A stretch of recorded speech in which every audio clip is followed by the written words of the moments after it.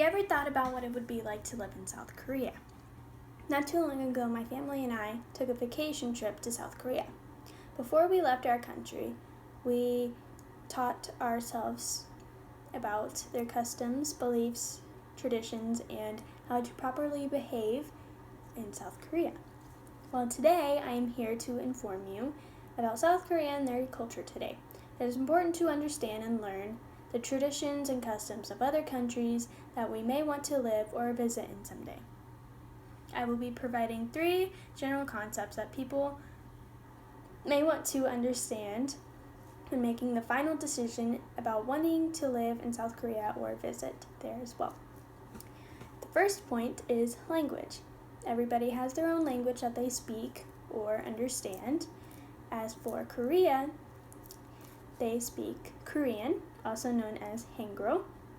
And in the Book of Korean Structure, Chapter 1, it says that it is a use of language and a writing system used by patterns, vocabulary, word, and sentence structure. So in Korea, also on the Britannica site, it is a alphabetic system used for writing the Korean language.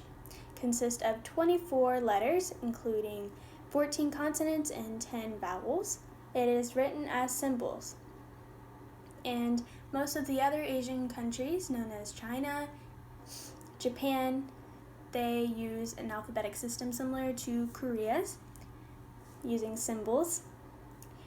As for Americans, we use letters.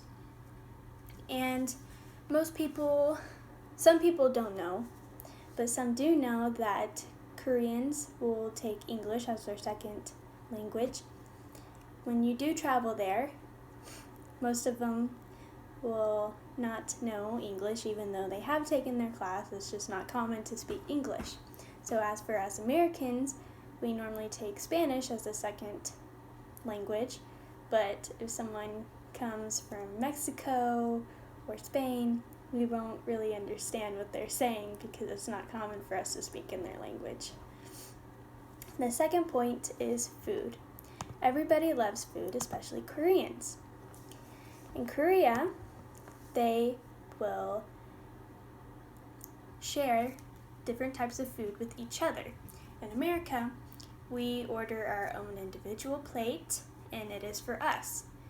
We share food, but not all together. As for Koreans, they will order multiple side dishes, and they will just pick up what they want with their chopsticks and eat all together and share every food that they have on their plate or on their table. And when they use their chopsticks, make sure not to place them down in a vertical way like this, and because that is a symbol of death for funeral ceremonies, and it offends them when you do that. So make sure not to do that. In South Korea, most of their food that they eat is rice, veggies, kimchi, which is their main dish that they will eat, and pork belly, squid, crab, lobster. They like seafood a lot. As for Korea, they do not have ovens, and their cooking techniques are different. And I say that because the way they cook food, they don't really use a lot of sugar or salt. They make sure to keep their food healthy. And I actually tried a sweet treat one time. It was mochi, and it's kind of like a rice cake, and I was super excited.